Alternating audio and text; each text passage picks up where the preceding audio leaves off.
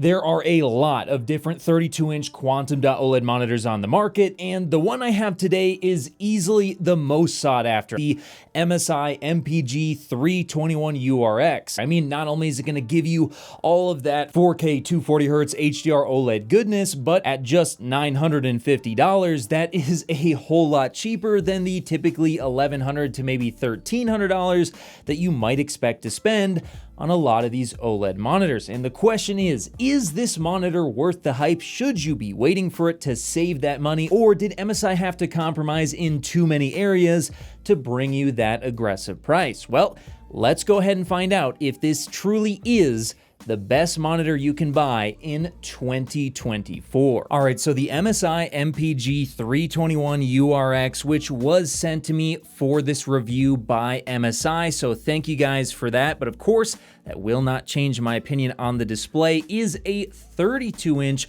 4K 240Hz 16:9 Quantum.OLED V3 monitor with an alleged response time of 0.03 milliseconds.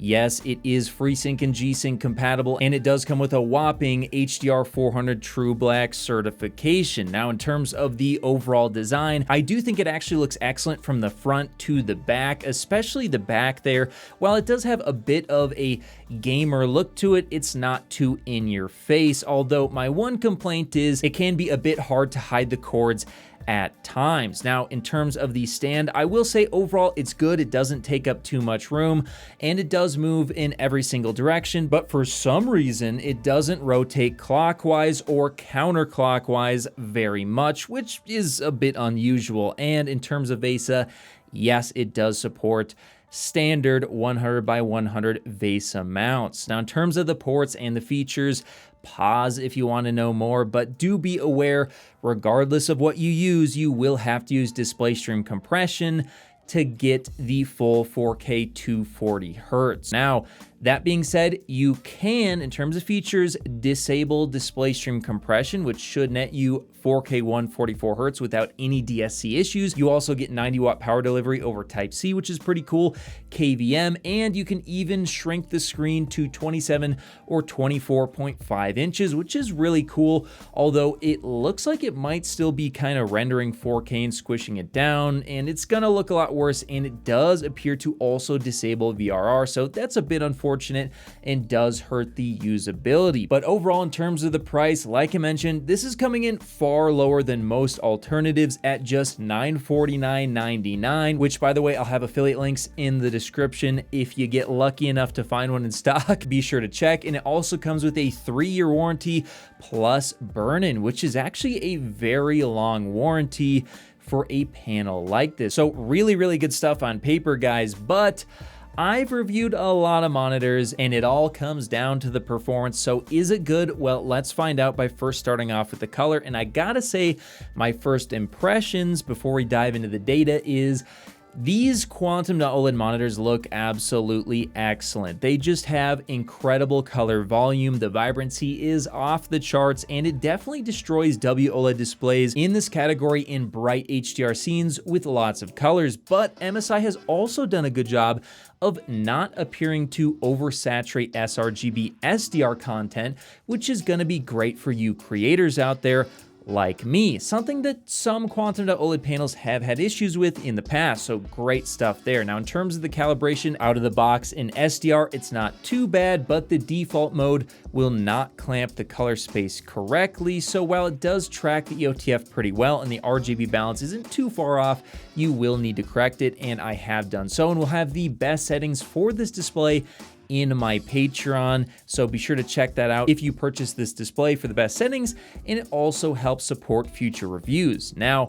in terms of the HDR, it's also pretty decent out of the box. Once again, RGB balance is a bit off, but in this area, you really can't do a whole lot of adjusting, at least not yet, as I was informed that there will be a future firmware update that does unlock RGB balance in both sRGB as well as HDR. Now, in terms of the color volume, once again, like I mentioned, Quantum.OLED is absolutely excellent here. We're talking about over 100% DCI-P3, which means that you can get excellent color volume, excellent pop, and all that vibrancy in your HDR content, something that WOLED just can't match at least as of now. Now, in terms of the brightness and the overall HDR experience, I gotta say my first impressions are, in terms of desktop usage, the brightness is certainly sufficient, and the per pixel local dimming and infinite contrast afforded by OLED means that you are gonna get excellent HDR in dark scenes, but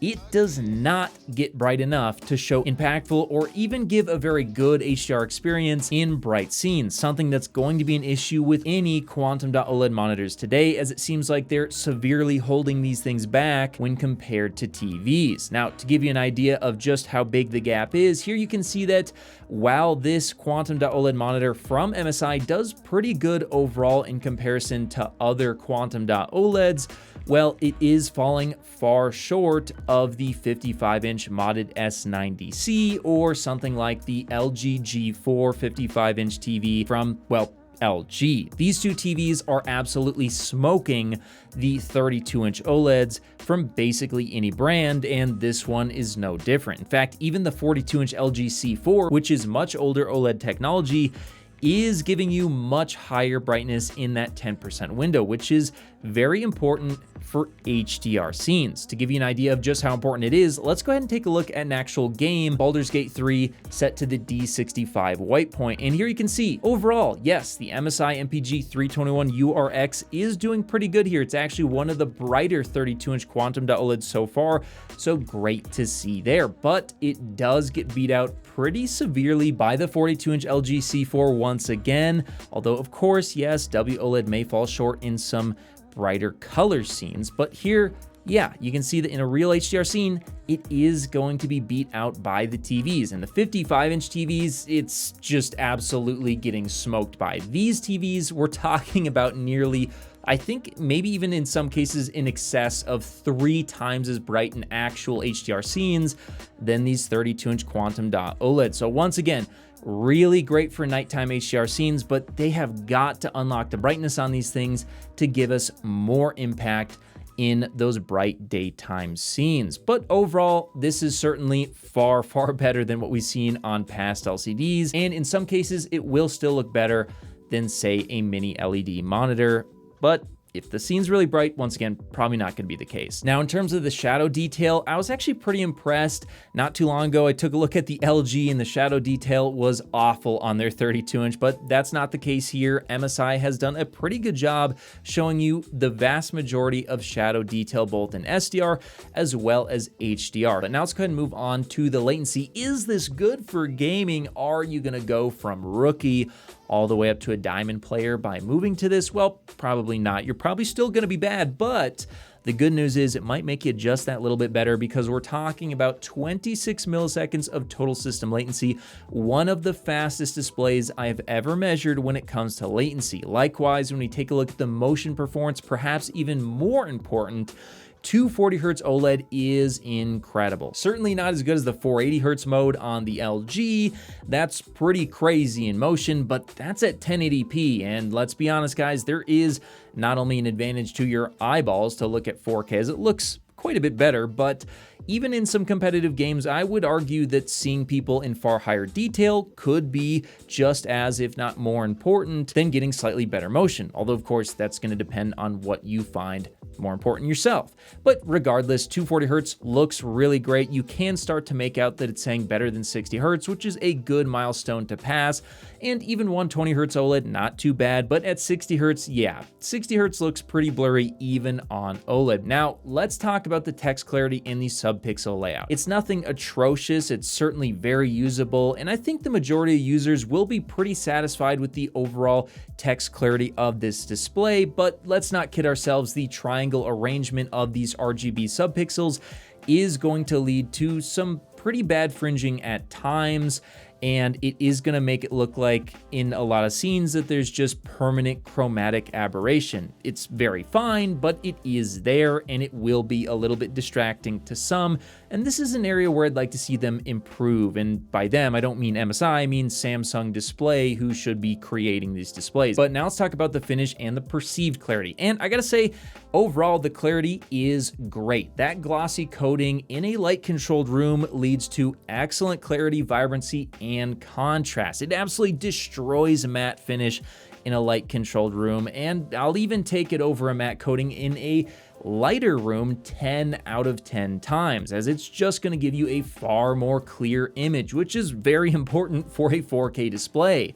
But it does have some major issues in bright areas. It seems like the quantum dot layer might be getting energized by ambient light, leading to the display looking either magenta tinted or just a little bit gray in a lighter room, which means you're not gonna get the true black of OLED, and that's a huge loss. So I'd really love to see Samsung Display improve upon this, get better ambient light handling while retaining the far superior glossy finish, as for me, a matte coating is kind of a deal breaker, as that would harm the clarity far too much with the matte grain that comes along with it. So good, but it could be better. And in terms of the viewing angles and uniformity, it's quantum.OLED, so it's basically perfect. Let's move on to the menu and firmware, which I think overall is good, but it does lack, like I mentioned earlier, some color control in HDR and sRGB, which hopefully will be fixed by the end of June. And in terms of G-Sync flickering, this is a big topic right now, and I will say